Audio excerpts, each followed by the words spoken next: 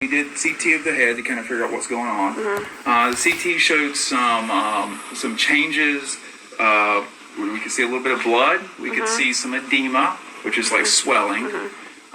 So we did an MRI, which is a better scan than the CT. Right. CT's like black and white TV with rabbit ears. This is detail. MRI is like your 4K Ultra HD TV, really detailed. And so it helps us delineate more. So what we can see there is a lot of edema. At first we thought there was some blood, concerned that there could be a cancer or a tumor. Okay. The MRI says, no, that's not a tumor. What we see, what we think we're treating here is something called inflammatory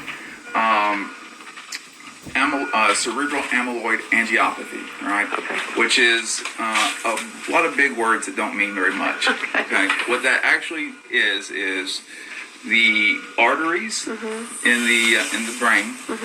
Over time, a protein can build up on them. Kind of like it's called amyloid. Yeah. Okay. So kind of like how cholesterol builds up on the walls of the heart, but it's very different. But So I get what you're saying. I get there's a protein that kind of coats those walls. Right. It makes those veins weak, right? And they're prone to break and bleed, right? Okay. And then the inflammatory part just means that there is an immune response to it, and so then the tissue gets irritated. So she probably fell because she had a bleed from the amyloid. I'm going to say CAA from now on. Okay, I got you. Even for me, CAA, it's very hard to get that out without stuttering over it. So CAA, that's the cerebral amyloid angiopathy. So she probably had the bleed from that. And then the inflammation made some swelling and irritation, which made her be altered, not able to talk and fall. Okay. So the fall was...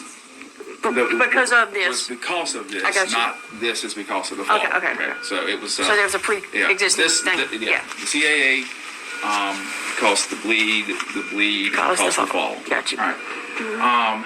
So we're treating her right now. So the treatment for this, there isn't really a cure or treatment for CAA. Okay. All right. That's always means that she's going to be at a high risk of bleeding. Unfortunately, it also likely means that she'll have additional bleeds in the future. We have to be very careful with blood pressure control. Okay. You have to be very careful with things that can increase bleeding, like aspirins or like blood thinners. Okay. Really should avoid those if possible. Never use the word not take them, because there's always risk versus reward. Right. But typically, blood pressure control will be very important, because one of the things that makes people bleed most of the time is high blood pressure. I don't think she has high. She doesn't actually. So it's not what made this happen. These arteries are weak. What I'm saying is